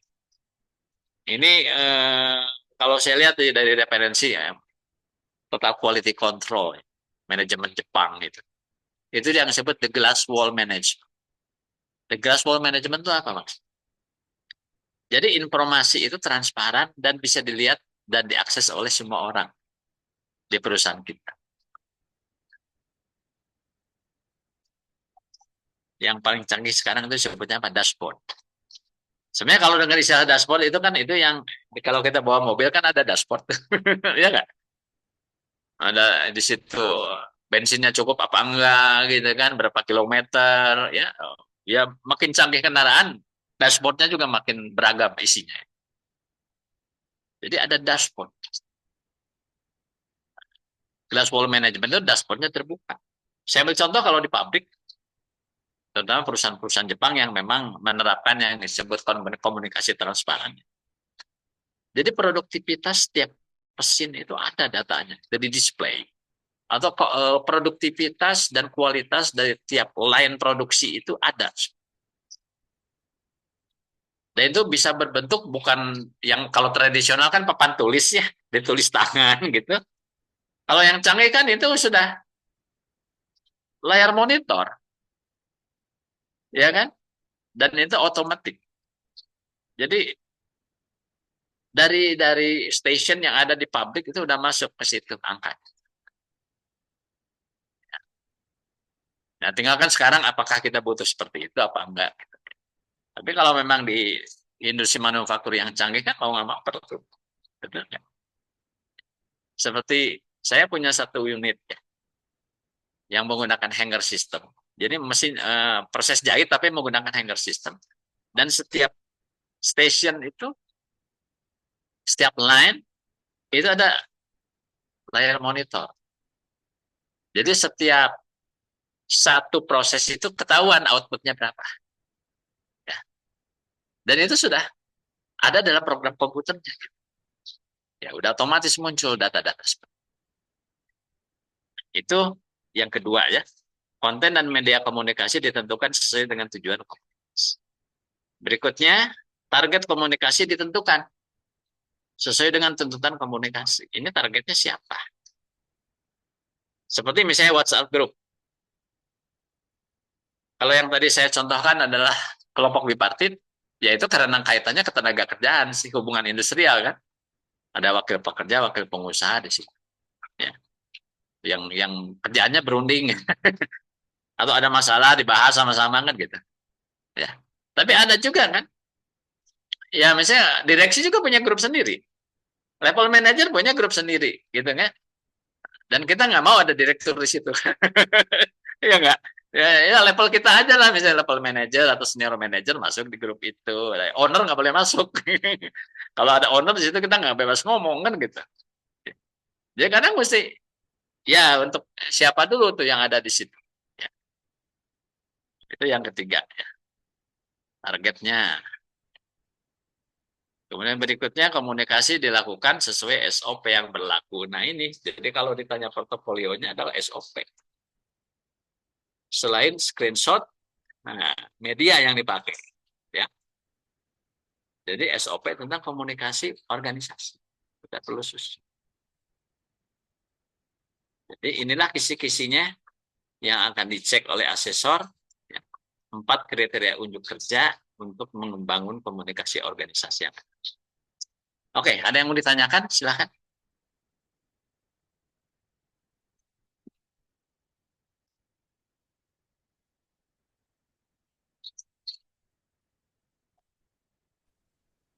Kayaknya udah ada semua ya. Halo Pak, Gampang. izin Ya, nanya Pak. silakan. Ya, silakan. Siap, berarti komunikasi ini tuh sebenarnya memang tadi ya bisa dua arah atau satu arah gitu ya Pak ya. Intinya tuh Ya. media untuk berinteraksi dan menyampaikan informasi gitu Pak ya. Ya. Nah itu tuh apakah memang harus ada yang formal yang di apa namanya dilegalkan oleh perusahaan atau yang tadi yang non formal yang ceritakan Bapak itu masuk juga nggak Pak? Dua-duanya ada. Oh dua-duanya termasuk ya. Dua-duanya ada. Oke. Kalau yang formal itu yang memang disebutkan di dalam SOP kita. Oke. Misalnya kayak lembaga kerjasama bipartit itu kan salah satu wadah juga, lembaga kerjasama bipartit. Dan itu kan ada regulasinya kalau itu. Karena diwajibkan tuh kalau karyawan kita ya lebih dari 10 orang itu jadi wajib sarana itu harus dibentuk lembaga kerjasama bipartit. Yang lain-lain pun ada yang memang diwajibkan seperti misalnya kalau dalam bidang keselamatan kerja itu kan ada P2K3 gitu misalnya. Jadi ada wadah. Nah, kemudian nanti pun media-medianya apa di situ? Apakah misalnya ada pelaporan yang misalnya tingkat kecelakaan yang celaka siapa itu misalnya kan itu juga menyangkut media dan pesan yang mau disampaikan. Siapa? Jadi formal informalnya tentu ada dua-duanya. Oke, Pak. Ya. Silakan yang lain. Ada yang mau bertanya?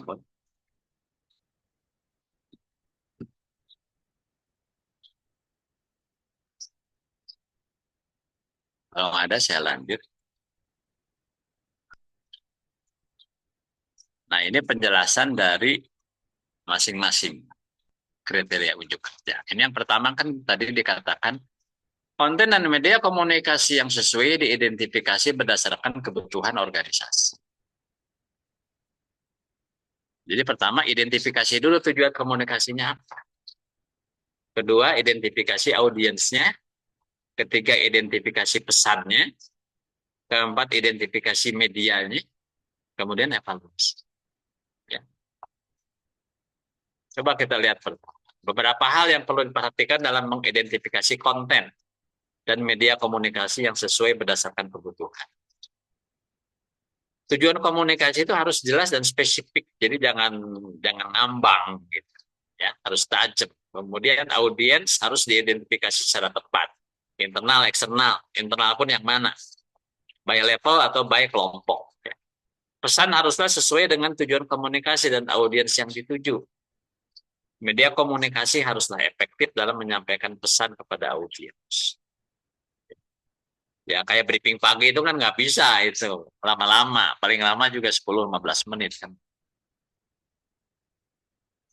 Konten dan media komunikasi ditentukan sesuai tujuan komunikasi. Nah, ini Anda perhatikan yang di garis yang dicetak tebal ya.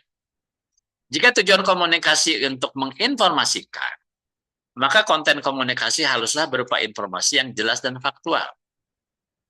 Media komunikasi yang dapat digunakan antara lain surat, email, website, atau media sosial. Nah, ini media sosial yang saya belum cerita ya. Mungkin perusahaan juga sekarang punya akun Instagram kan? Instagram, LinkedIn, Facebook, TikTok. Ya. Pokoknya apa aja lah gitu. Selain untuk branding ya, perusahaan juga buat jualan.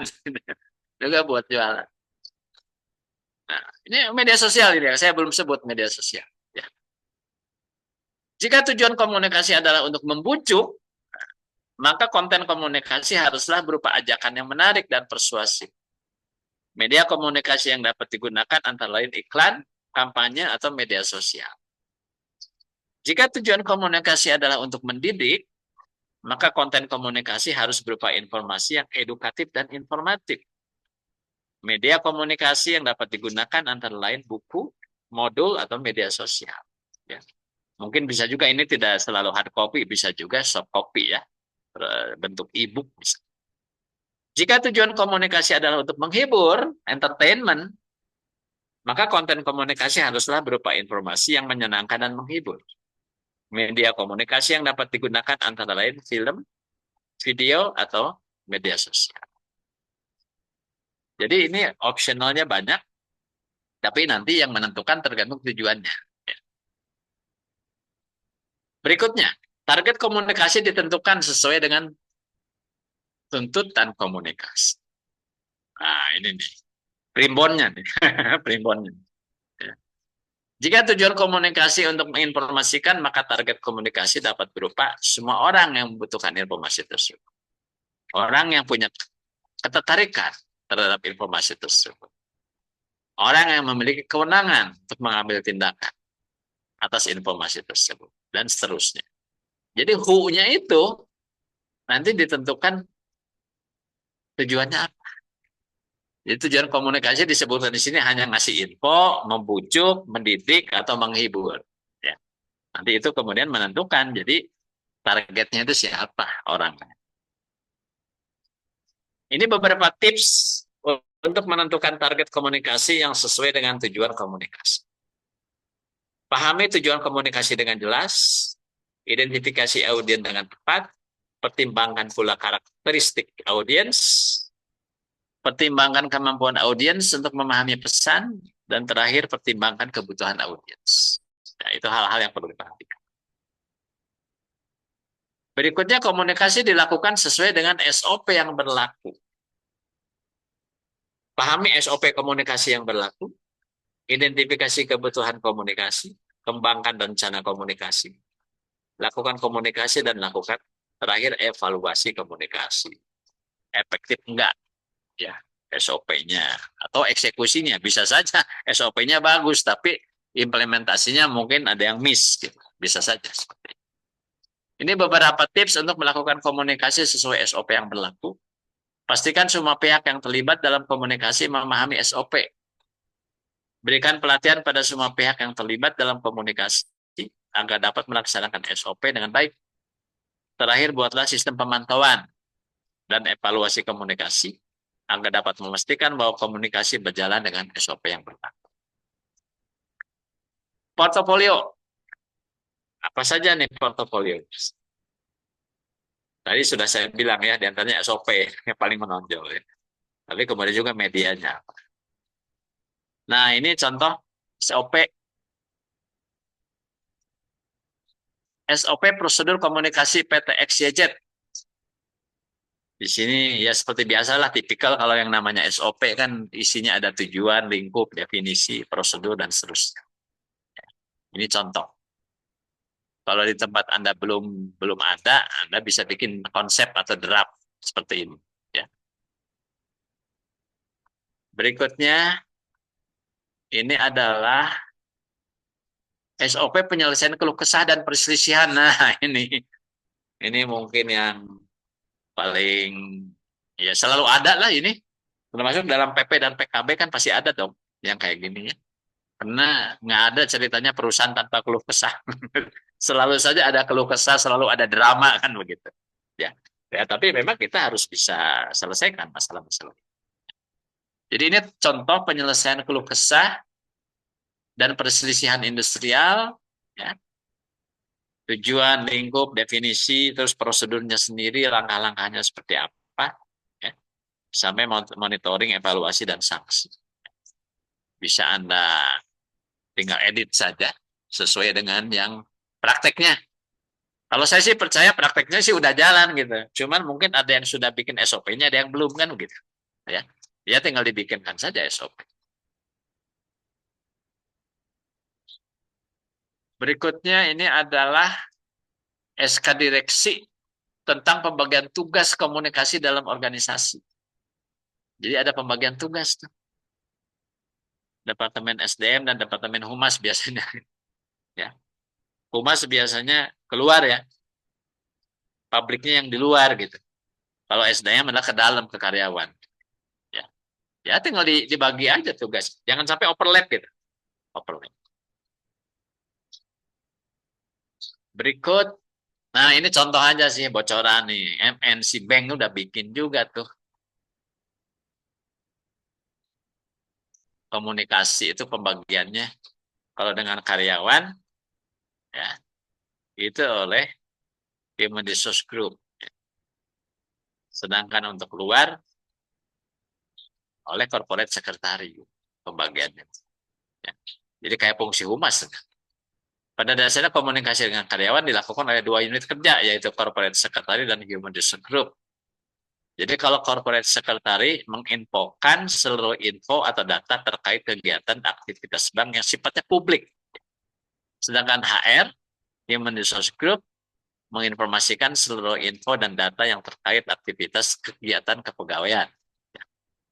Seluruh data dan info yang akan ditayangkan atau diinfokan harus dapat persetujuan lebih dulu dari grup head terkait. Jadi tidak boleh setiap orang jadi wartawan.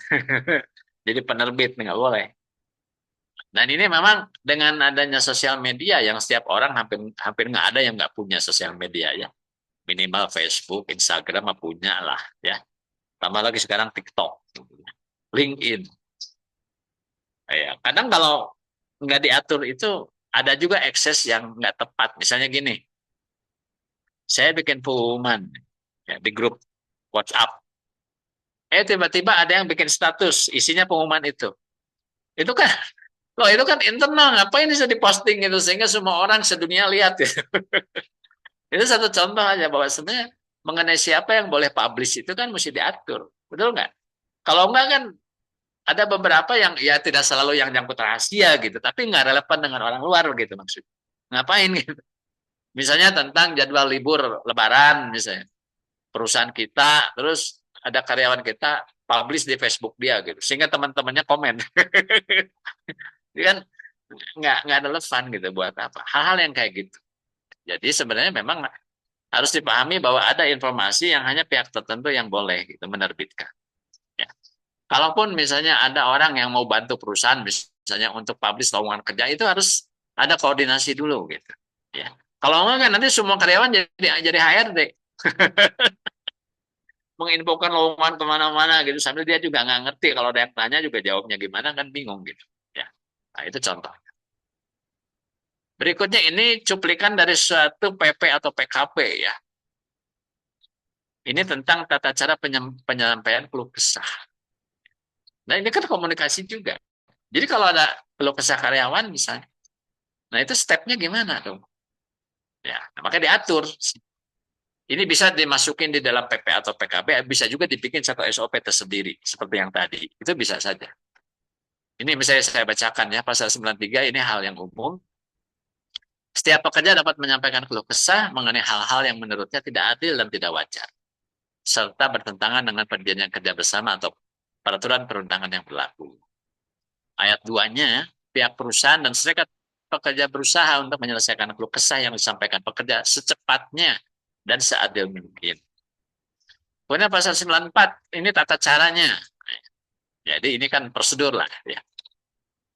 Tata cara penyampaian keluh kesah. Pertama, pekerja menyampaikan pada atasan langsung. Jadi nggak boleh misalnya mentang-mentang dia kenal sama direktur langsung ngomong ke direktur. Gitu.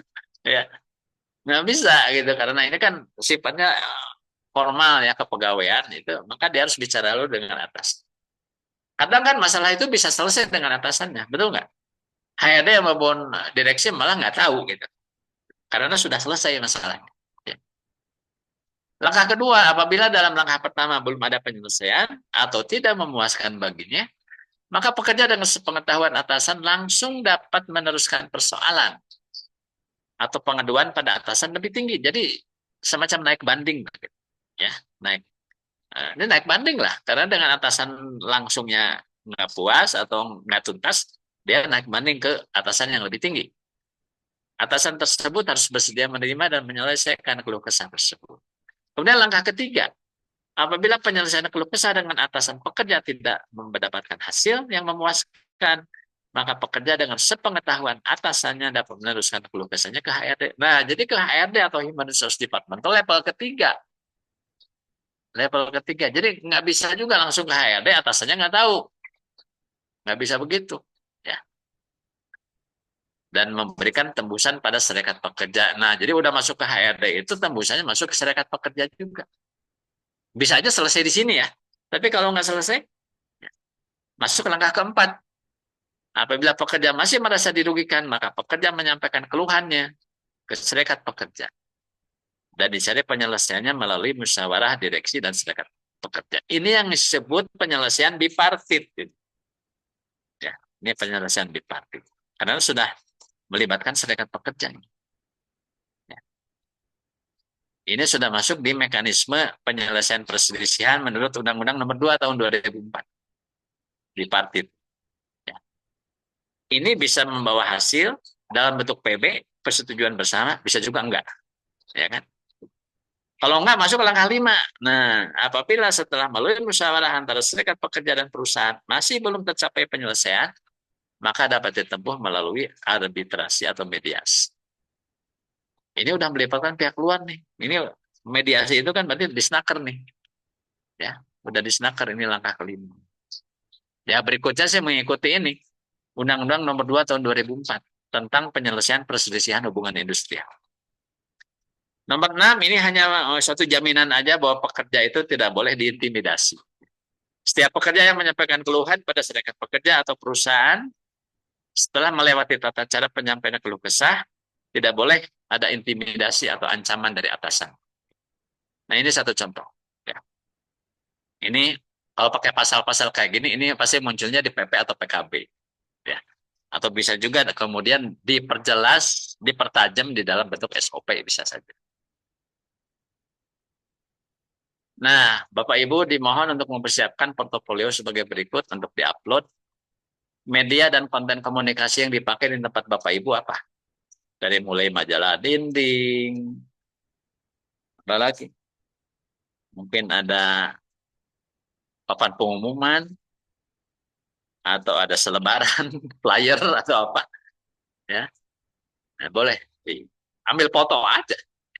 Atau sound system, audio visual mungkin ada TV yang bisa dilihat oleh banyak orang, di situ ada tayangan-tayangan yang menyangkut pengumuman atau informasi dari perusahaan. Kemudian web atau kotak suara digital, misalnya apakah bentuk Google Form atau ada satu fitur di dalam web, misalnya ya, atau ada aplikasi yang dipakai. Ya. Atau kalau nggak ada, mungkin masih pakai kotak saran barangkali. Ya, masih manual gitu. WhatsApp group, wah banyak gitu mah pasti dulu. WhatsApp group, kelompok manajer, kelompok bipartit misalnya, atau komite tertentu misalnya, ya. Mungkin P2K3, ya. Kemudian briefing pagi misalnya. Suka ngumpulkan ya berapa orang dalam satu tim, pagi-pagi itu briefing dulu sebentar, ada senam dan sebagainya. Atau pengumuman bersama bipartit, kalau sudah ada serikat pekerja ya. Kalau nggak ada ya nggak usah.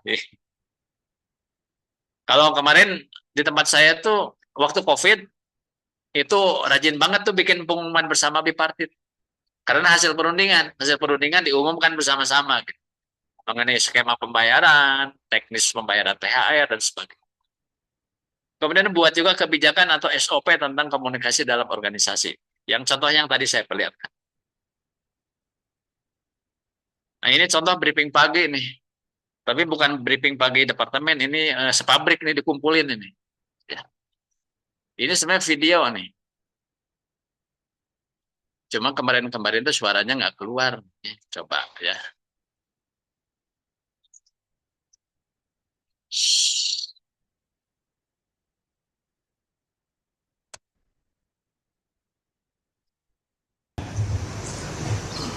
Siap berubah? Siap. Ya, tantangan lebih berat. 2 tahun ini kita menghadapi krisis yang luar biasa. Suaranya ada Tapi nggak? saya yakin dengan semangat perubahan ke arah yang lebih baik. Ada, Pak. Bisa. Setuju?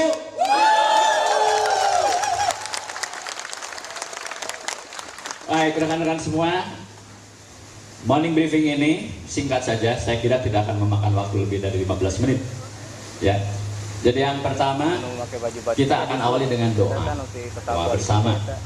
Karena seberat apapun tantangan, dengan izin Allah semua pasti tercapai. Kita awali dengan doa. Setelah itu kita masuk kepada Mars Kardinal. Closing dari Mars Kardinal adalah Kardinal, we are one. Bersatu kita kuat, sama kita maju. Setelah itu kita masuk ke MGJ Jaya, ya, tepuk kerja MGJ Jaya. Jadi simpel aja, ya. Jadi setiap Jumat ini adalah awal. Selanjutnya kita rutin ya, setiap Jumat pagi, dan dimohon bisa hadir lebih awal. Ya, sebenarnya ini tadinya kita mulai 8:kurang 1/4, ya. Tapi kita targetkan minggu depan kita on time, ya. Cuma minggu depan libur gitu ya, libur. Minggu depannya lagi, ya. Gimana? Siap semua? Siap. Nah, itu contohnya. Tepuk tangan dong.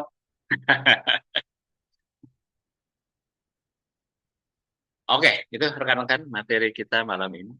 Silakan kalau ada yang mau ditanyakan, Bang.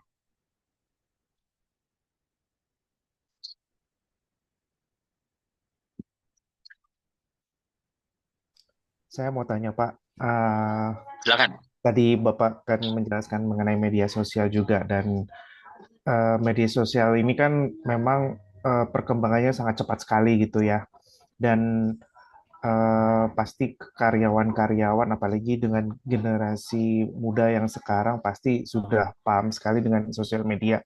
Nah, kadang sosial media ini juga bisa jadi apa ya Pak ya, di dalam lingkungan perusahaan ini bisa jadi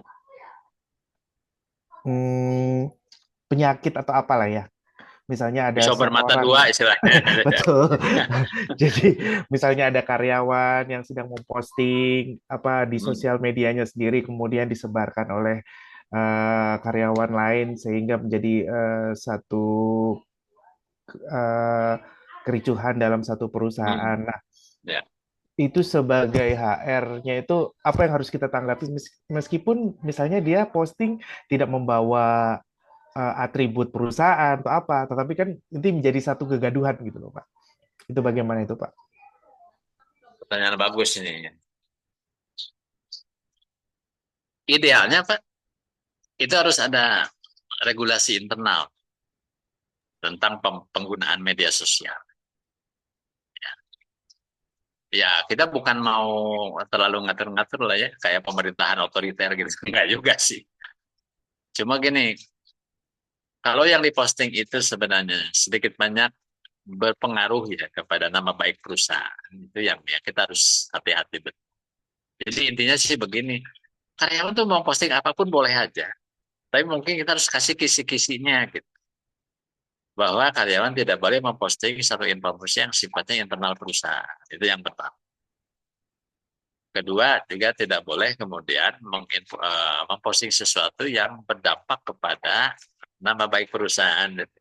Ya, tergerus atau jadi seolah-olah yang asalnya apa bisa ada pencemaran nama baik, gitu. Ya, atau membongkar rahasia perusahaan. Saya kira itu bisa juga merujuk kepada hal-hal yang sifatnya dari dulu di undang-undang juga ada gitu. Yang namanya pencemaran nama baik, membongkar rahasia perusahaan, itu mah dari dulu sampai sekarang masih relevan, betul nggak? Nah, jadi kalau memungkinkan, pasal tentang tertib komunikasi media sosial itu dicantumkan dalam PP atau PKP. Mau dipertajam lagi, cantumkan dalam perjanjian kerja.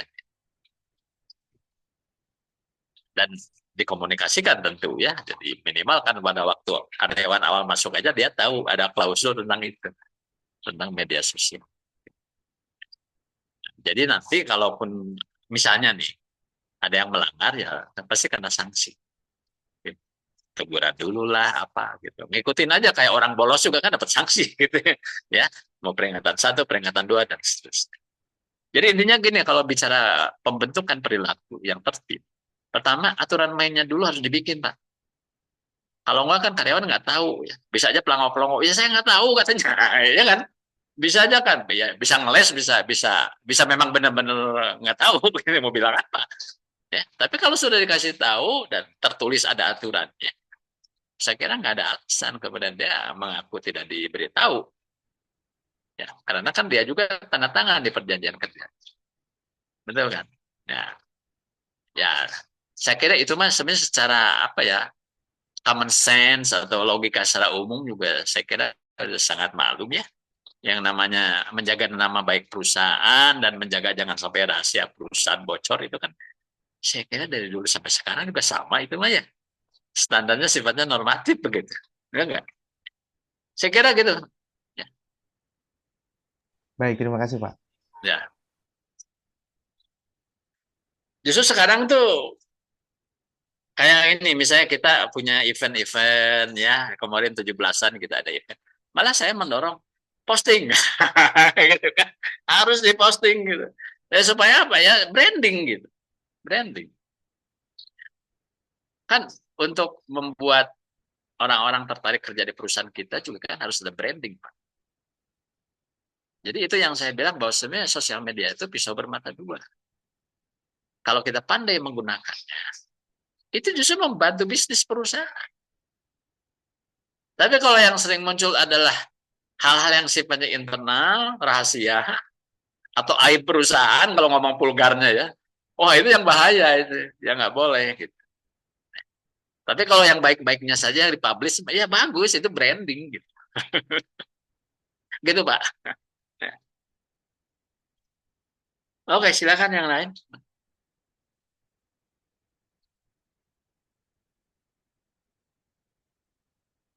Gimana portofolionya ada semua kayaknya ya? Ya, pilih foto-fotoin aja gitu. Atau screenshot gitu. Mau video juga boleh. Video. Kayak saya tadi itu video briefing pagi. Itu waktu saya uji kompetensi untuk level GM itu di topik yang ini saya kasih video itu di antaranya. Sama ada beberapa video lain. Suruh nonton aja asesornya. Mengangguk-angguk, wah keren-keren. Makanya lulus. Pak, mau tanya, Ya, kalau silakan. briefing pagi misalnya kami nggak ada nih Pak gitu ya. Oh, apa namanya?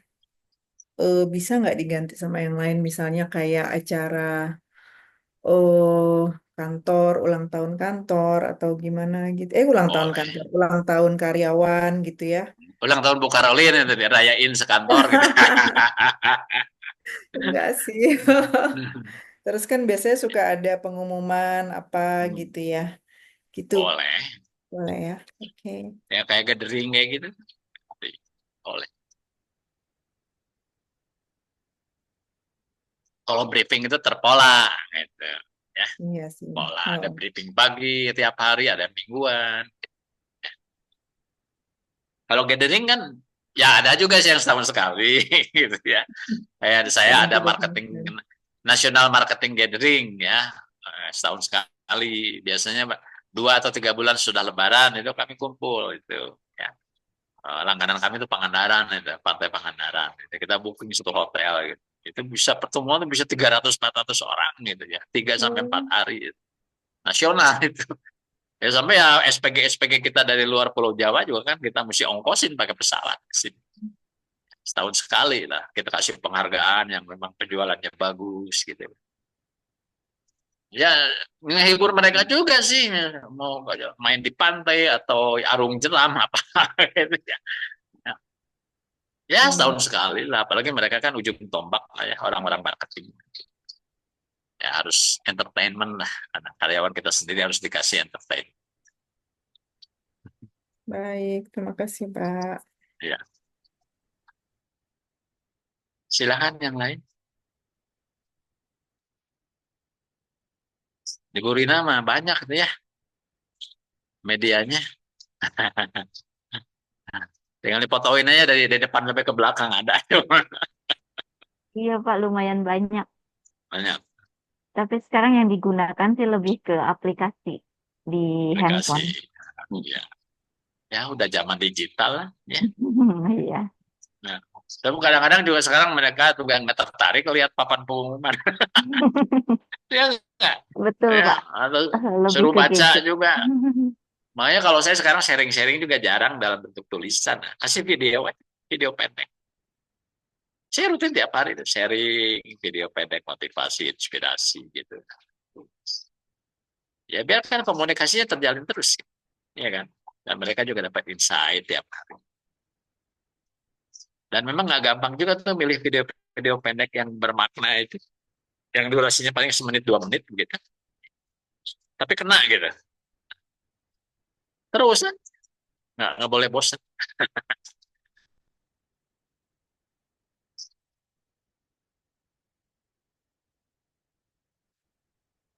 Oke, ada yang lain yang mau bertanya?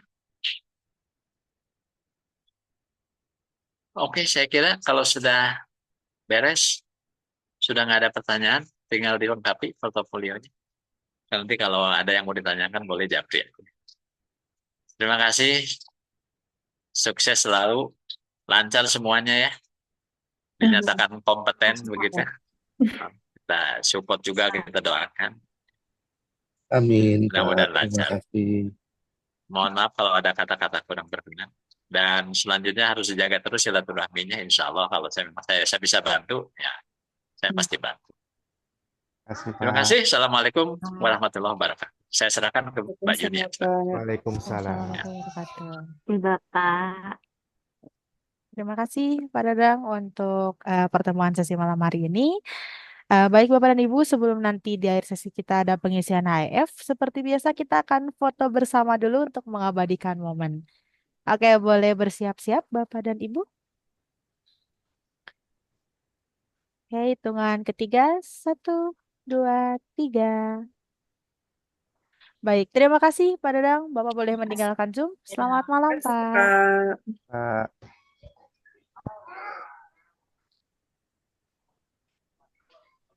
Baik, Bapak Ibu, saya lanjutkan sebentar.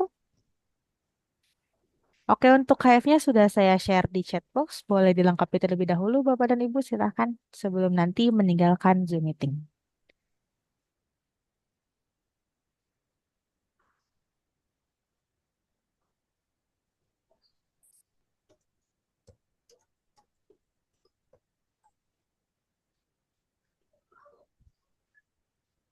Mbak Yunia boleh tanya. Boleh, Pak? Ya, nanti untuk yang hari Kamis ya, tanggal 26 itu kita dari pagi kan ya? Iya, Pak, dari pagi. Ah, Nah, itu tadi mungkin seperti itu nanti kita itu latihan atau gimana gitu.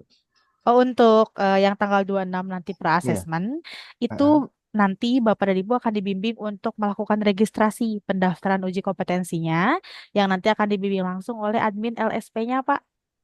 Lalu nanti akan ada juga verifikasi portofolio. Jadi nanti portofolio yang sudah dikerjakan, silakan dikumpulkan dalam satu folder, dan nanti itu akan diverifikasi di pra-assessment, sebelum nanti Bapak dan Ibu melanjutkan di tahap asesmennya di tanggal 1. Seperti itu, Oh, Bapak. itu registrasi aja ya. Ya, betul. Oh. Kalau form yang kemarin di-share via WhatsApp itu apa? Form Itu registrasi yang itu form verifikasi asesmen jarak jauh itu dilampirkan sebagai persyaratan juga Ibu nanti di Oh, yang pra-assessment. terakhir ya, Mbak Ya, Yunia ya, yang betul, Pak. oh, oke oke. Nah, Jelas, nanti oke. selain formulir itu akan saya share juga dokumen-dokumen yang perlu disiapkan apa aja, termasuk nanti eh, sertifikat yang didapat dari PTTUW ini boleh dilampirkan sebagai bukti pelatihan. Seperti Oke. itu, ya. Dan Mbak Yunia mau bertanya, berarti untuk tanggal 26 ini seharusnya sih tidak diperlukan sampai cuti ya? Iya, Pak. Biasanya memang pada ngambil cuti itu nanti ketika asesmennya. Karena biasanya Asesmennya. kalau per asesmen tidak akan terlalu lama seperti Oke, asesmennya.